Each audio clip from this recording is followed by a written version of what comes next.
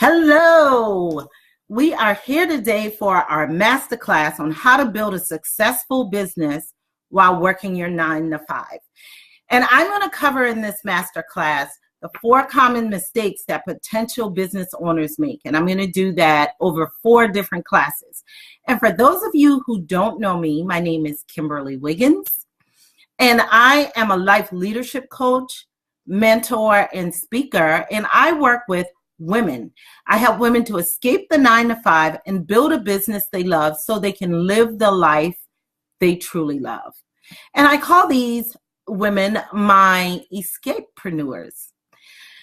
And so what I am sharing with you over this 4 parts of the Masterclass series is really just some concepts to help you get prepared while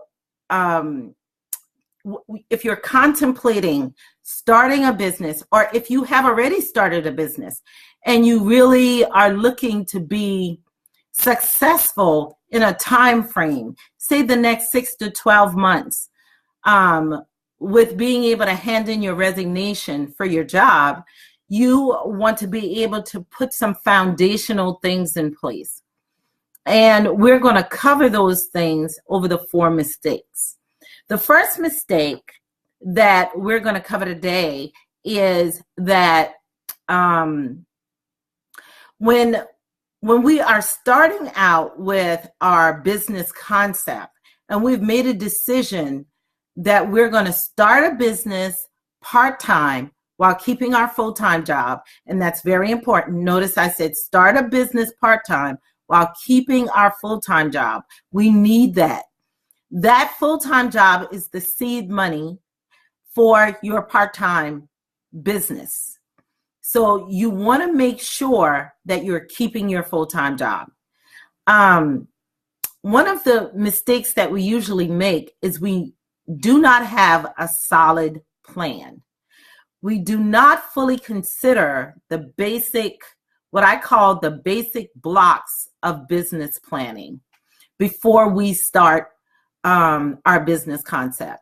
And those 3 things, the most 3 important things, are what we're going to focus on today, which is 1, your mindset, 2, your time management, and 3, your budgeting. And so those are the 3 things that we're going to focus on, because normally what happens is you decide that you want to do a business, and then you start doing the business. You really just kind of jump right in. And you will notice that sometimes when you're doing this, you have a lot of bumps along the way. So what we want to do is help to eliminate some of those bumps. And what I've done with some of my clients even has been able to go back. We have been able to go back and smooth out some of the rough edges by focusing on these 3 areas.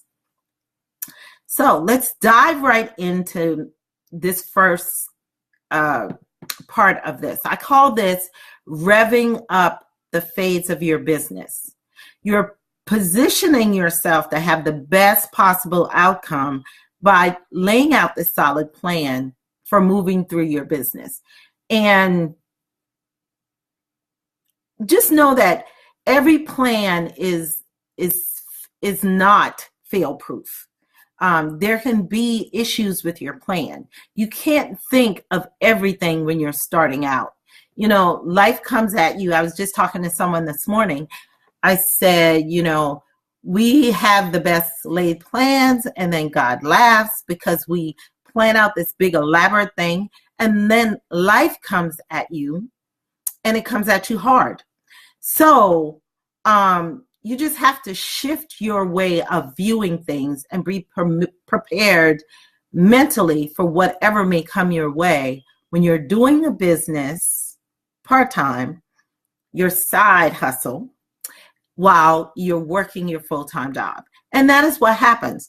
There's certain concepts that you just need to wrap your mind around. So let's look at mindset first of all. I just kind of touched on that. The first part of that is just adjust your thinking. You got to get your head in the game. And what I mean by that is you just have to know that one, it's not going to be easy. It is not. It may be simple to start your business. Simplicity and ease are two different things. So it may be simple, but it's not going to be easy. It's going to be difficult simply from the standpoint that you're adding one more thing to your plate. Now you have a full-time job and a side hustle, and you're looking to put in more time into the side hustle so the side hustle can become your full-time job eventually. So in order to do that, you have to wrap your mind around the fact that this won't last forever. You have to get your head in that mindset that all of this will not last forever. And the other thing is that will help you to raise your vibrational level higher as you're on this journey, because it will keep you in a positive vibrational level. That, once again, is very, very important. The reason that it's so important to stay positive and to be in a high positive vibrational energy is because when things come along, and they will, whether it is common everyday life things or things that are happening around you or just the people around you speaking negative into your life, you want to be able to rise above that so you can continue moving on your journey in your business. The other thing, the third thing when you're looking at your mindset is you've got to be able to sacrifice some things. You know, all right, so let's look at where you were before you decided to start the business. You may have been going to work every day, 9 to 5, coming home, maybe putting kids to bed or spending a little time with them before they go to bed, and then spending time with your spouse or your partner, and then actually just going to bed. Now you may have to sacrifice things a little bit. You may have to shake things up, because that is the only way you're going to end up reaching your goals, to be able to make sure that you're spending time in your business every day. And that is very essential. Hear me, your side hustle every day. Not once a week, not only on the weekends, but every day. If you're looking to make your side hustle your main hustle, and we will talk about this a little bit more when we cover time in a minute, you will need to spend time in your side hustle every day. Even if it's just 30 minutes, 45 minutes, an hour, you will need to spend time in your side hustle every day. It's not only the time factor for growing your business, but it's also changing your mental space. You are transitioning from an employee to an entrepreneur, from a worker bee to a CEO, and that involves a mindset shift. To get to that shift, you need to be able to sacrifice some things to be able to work in your business every day. The fourth thing for me is to let love for your passion outweigh the money. Because if you love what you do, if you absolutely positively just love what you're passionate about and what your side hustle is, it will draw on your positive energy, and it will continue to carry you when you're tired and you're exhausted and you are not making money from the side hustle. You will still be able to love the hustle and continue to throw your passion into it, because the money will come. And we'll talk a little bit about the money in a minute, because I want you to wrap your head around that. Because a lot of times when people are starting a side hustle, they're looking for let's get this started so we can make some money, and thinking that it's going to come quickly. Now, when I work with my clients, we do expect to see some money come in within the first 2 to 4 months, but not enough to fully replace your income necessarily in that time frame. That's where you're building the momentum. And then within the next 6 to 12 months, you'll be able to see that. So we'll talk a little bit more about the money in a minute. But right now, I want you to wrap your head around letting the love for your passion outweigh the money. And then I want you to know your commitments and how it will affect your decision. Just know what you're committed to and how to affect your decision before you decide to make the decision to go full-time, to stay full-time on your job and work a side hustle. Because, and what I mean by this is, if you've had a commitment where you've been spending a lot of time, let's say you have a volunteer project. And so you've been working a full-time job, working this volunteer project. Now, all of a sudden, you've added one more thing to your plate because you've decided to take control of your life and start your own business so that you can transition that into your full-time income. So the commitments that you have may have to take a back seat to transitioning your side hustle into your full-time income. Because the time that you spend on some of those commitments, you may have to use the time for that commitment and put it into your side hustle. And then the other thing is to get a buy-in from your spouse or your partner and your family. You want to sit down and have a conversation with them. Let them know what your decision has been and pull them into that decision. Let them see what your vision is for your business so that they will be able to empower you, inspire you. They will be able to motivate and help you as a family unit towards doing that, towards making your side hustle your full-time income. And especially as a mother, if you are doing that so you can spend more time with your children, then you definitely want to be able to share those goals and those visions with the rest of your family, your spouse, your children even, so that they are involved and they are supporting you instead of saying, why is she spending so much time on this business? Or why is this business so important to her? I don't understand. Help them to understand. And remember, this is the last thing about mindset I want to leave you with, is that you're forming a habit here. Stay focused on becoming an escapepreneur. You are forming a habit here. That's why you have to get your head in the game. Getting in the game of entrepreneurship involves getting your head in the game first of all. So some action items, because I don't want to just give you this information without giving you some things, some action items you can actually take away from this and use. So the first thing is to feed your brain. You need to put some positive in there, especially if you've been in a negative environment. And sometimes on your job, on your corporate environment, there's a lot of negativity because you've got people from all walks of life and they are being suppressed sometimes by the job environment.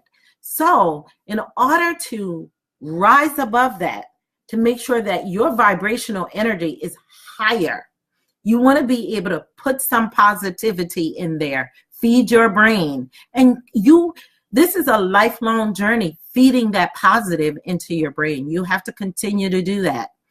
Some books that I recommend, reading is it. And you can read like 10 or 15 minutes a day or set a number of pages. Say I'm going to read 10 pages or 15 pages a day to feed your brain. Some books that I recommend, this is an old book, but it's an oldie and it's a goodie. Think and Grow Rich by Napoleon Hill. Oh my gosh, he was such a man before his time. And his principles are solid. They still hold foundational promise and perspective today. So you want to be able to read that book. I can't tell you how many times I've read that book. And I will actually probably do that book on one of my book reviews that I do on Thursday on a Facebook Live. Another book is Awaken the Giant Within by Tony Robbins. He does a great job. And that book is not just geared towards business. It's geared towards correcting your mindset in life, adjusting your mindset in life, in anything that you do. Because remember, you can't segregate your life. You can't say, okay, I'm going to work over here and I'm going to live over here.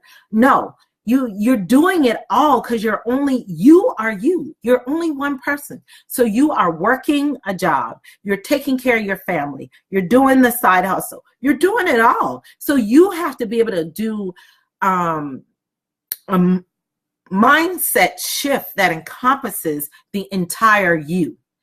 And the other book that I recommend is Big Magic by Elizabeth Gilbert.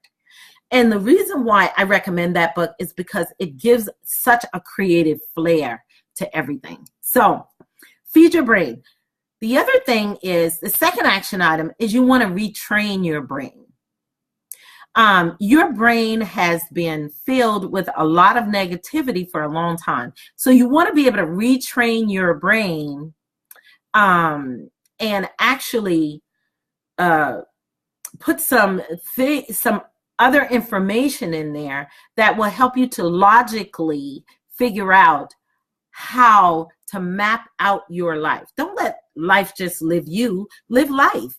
Map it out, what you really want it to look like. And some books to do that with, yes, more reading. Mind Hacking by Sir John Hargrave. Also, The Power of Habit by Charles Duhigg. These are some books that give you practical steps and exercises on how to retrain your brain. The other thing is to avoid the naysayers.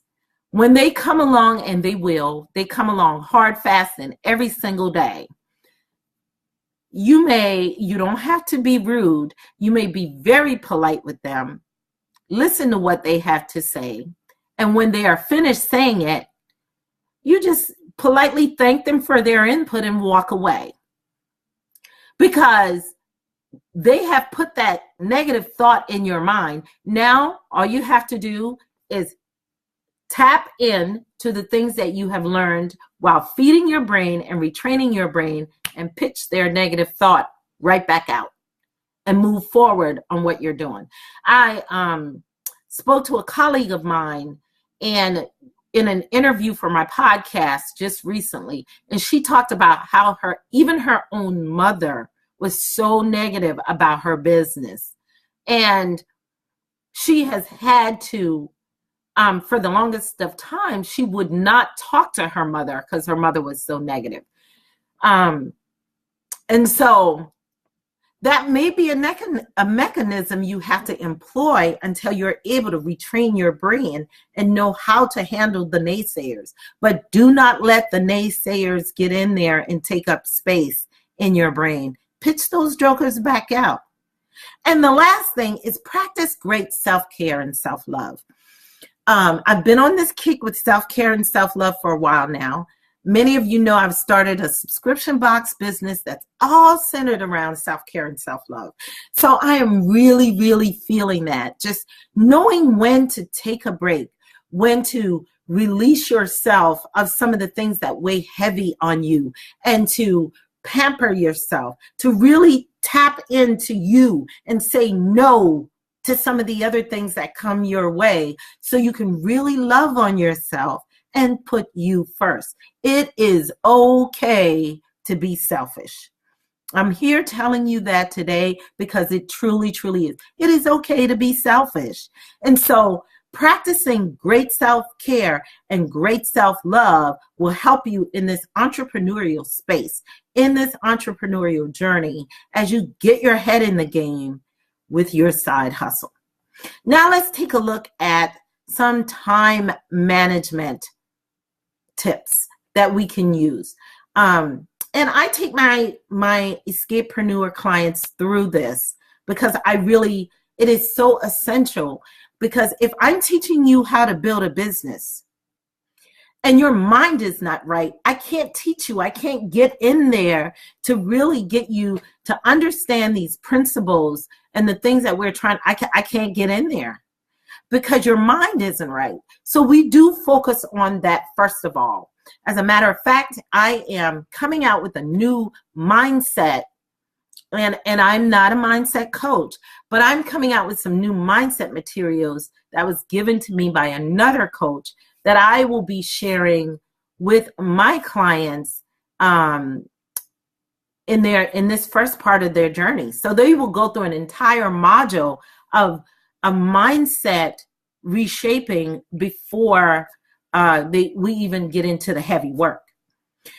Now, time management. Just a couple things on time management. One, remember to put as much thought into time for your business as you do for your job. Remember, we put a lot of preparation into that job. And there's nothing wrong with having a job. It is your seed money. It pays your bills. It takes care of your family. But you're now wanting to transition. And you put a lot of thought into the time you spend on your job. Put that much thought into your business.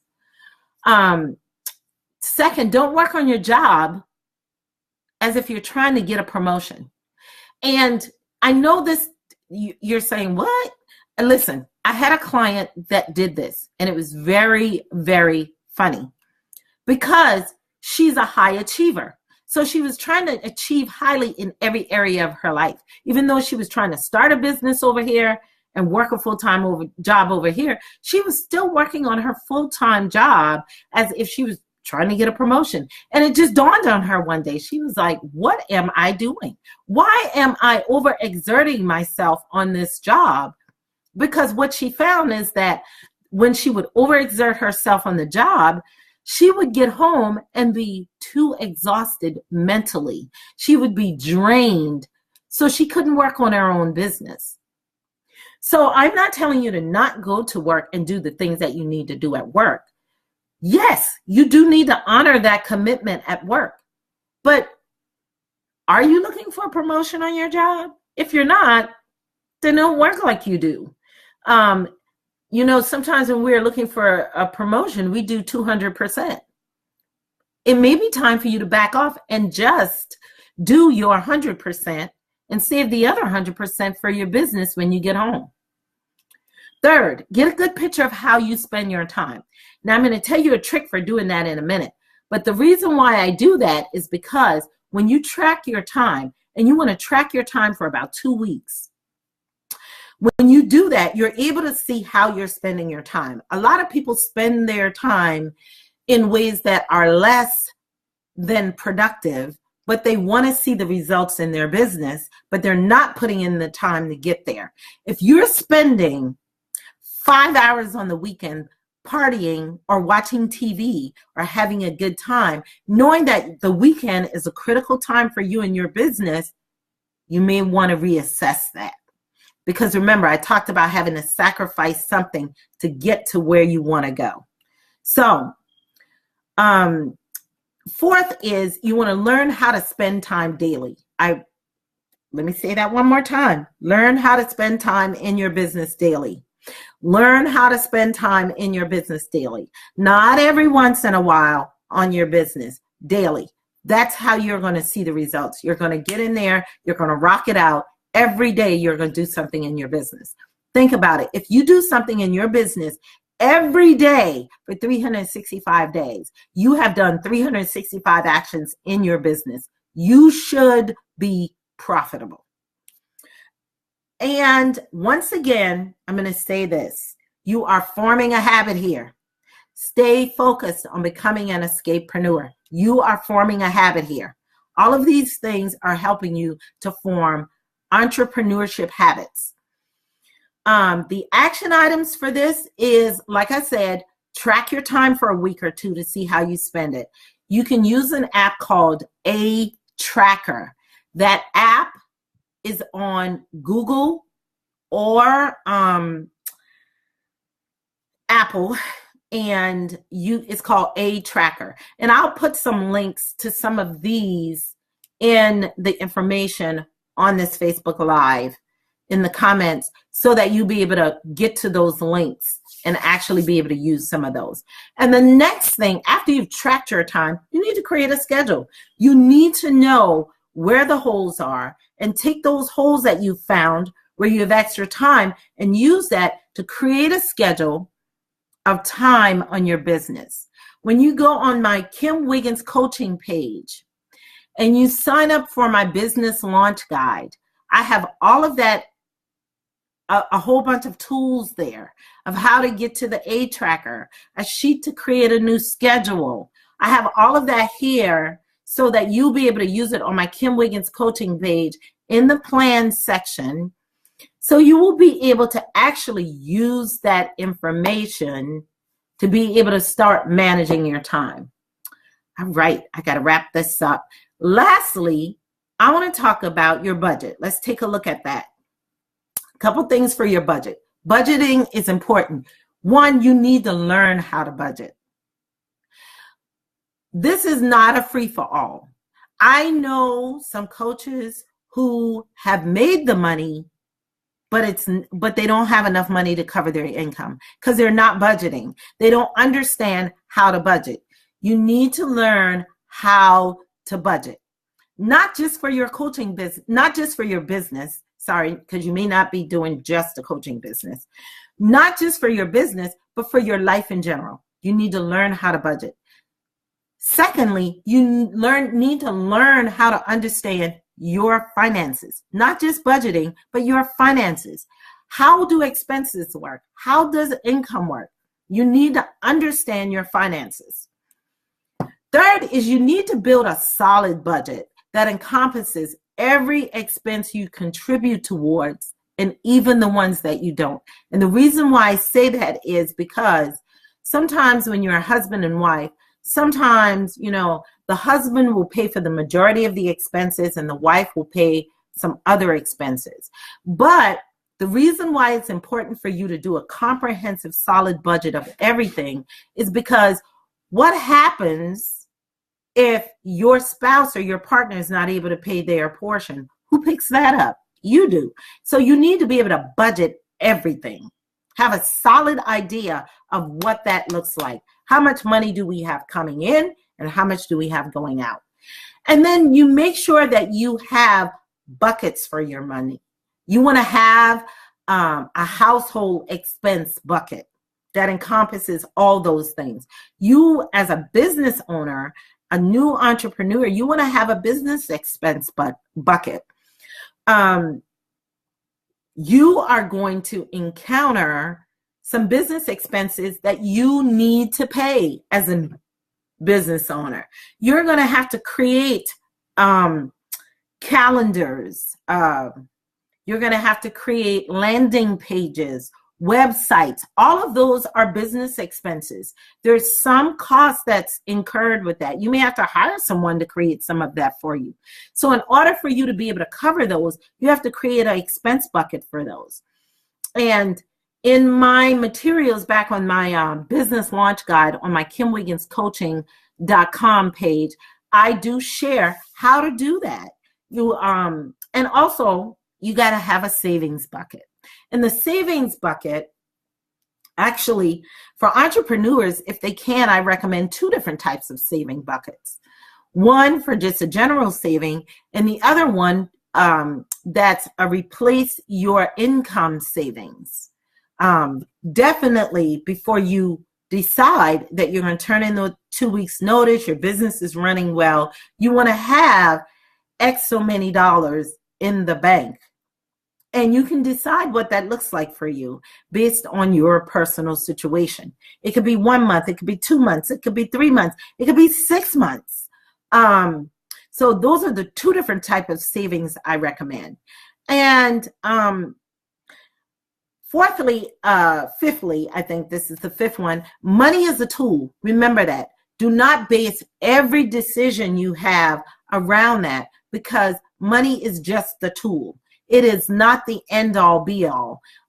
Sometimes it is okay to not get paid for something in money because the universe, God, will make sure that you are compensated in other ways. So this ties back to your mindset that scarcity around money breeds more scarcity. So you have to be careful when you're thinking about your money. You have to think in the manner of abundance. That money is always there and it always comes to you. So you have to think in terms of abundance, because money is simply a tool. Okay? Let's see, what else? Let me say this one more time. Forming a habit here. Stay focused on becoming an escapepreneur. And so the action items here is to track your buying habits for 1 solid week or 2.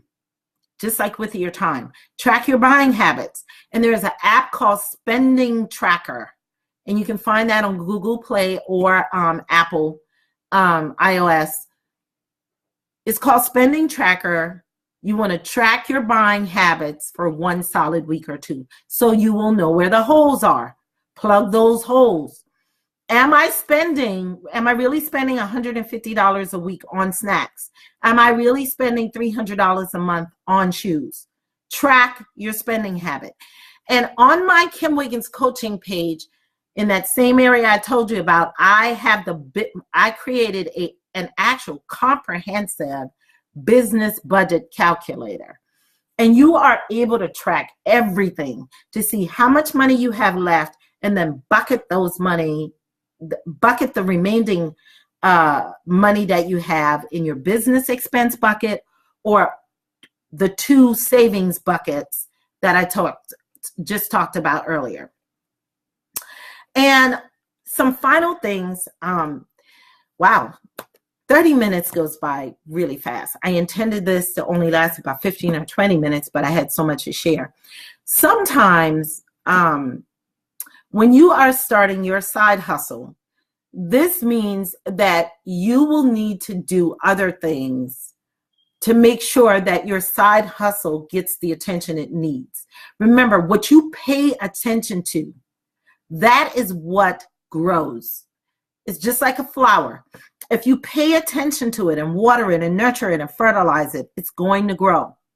So there are certain things that you may have to do to ensure that your baby grows, like setting boundaries with your family, reorganizing your workspace, choosing to work when your family is out, or separating yourself from your family to focus on your baby so you can grow your baby. Remember, this is for the good of your entire family. You're going to grow this so that you can get out of the rat race, back into the home as a woman with your children, or back into the home to take care of your family without sacrificing your income.